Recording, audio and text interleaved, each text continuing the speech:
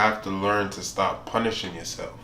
You may have been taught to punish yourself because when you were growing up, you were in repeated situations that taught you to devalue yourself. Now that has developed a mindset that keeps you on a lower vibration, which is why things move slowly in your life, and which is why you are possibly always in a lot of negative situations, because that is what you feel worthy of, whether you realize it or not. You know what I'm saying? When you are a kid and you are repeatedly having negative things happen to you, you are repeatedly being spoken to negatively, you're repeatedly seeing things on the TV that either scare or attack you, you know what I'm saying? Whether it be a character being disrespected or being made out of a joke, or whether it be a character being killed because they're a slave or something, and you identify with either character, and that either brings fear to hate yourself.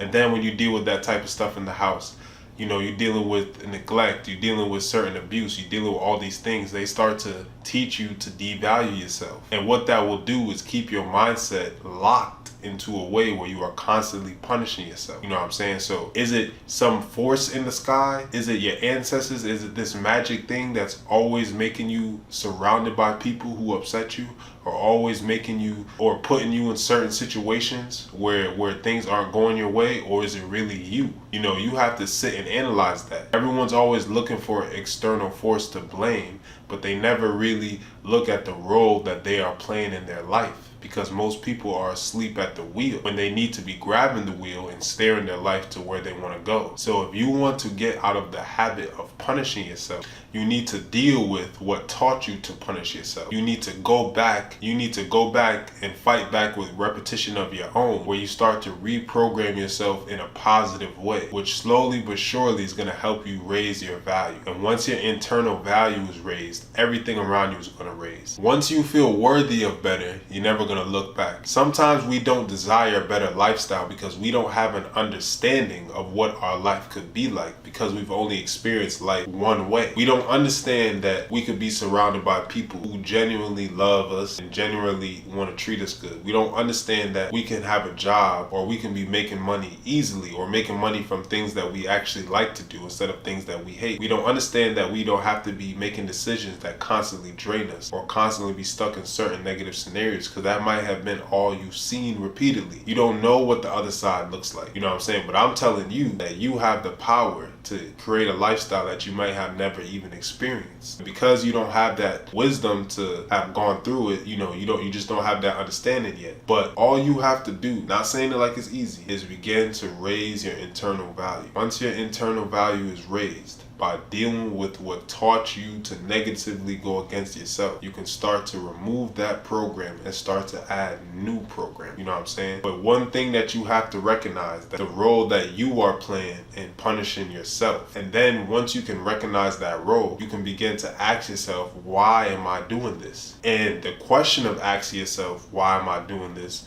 will help you get to the roadblocks that are blocking you. Because you keep asking yourself, and then it's going to be like, why am I doing this? Why do I keep doing this? Why am I?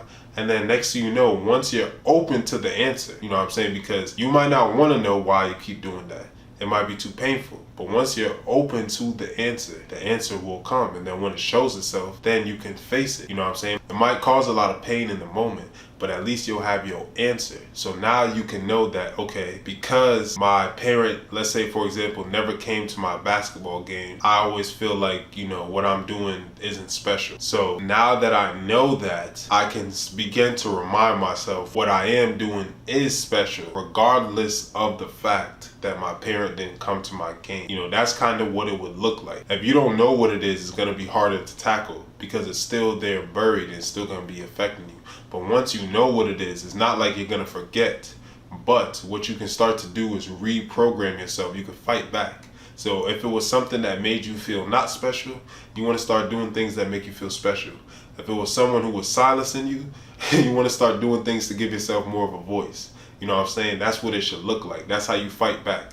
Whatever was repeatedly happening negatively, now it's time to repeatedly add positive things. You know what I'm saying? So get out of the habit of punishing yourself, because that's really the person who has you stuck in these negative scenarios. But that's also the same person who can get you tuned to positive scenarios.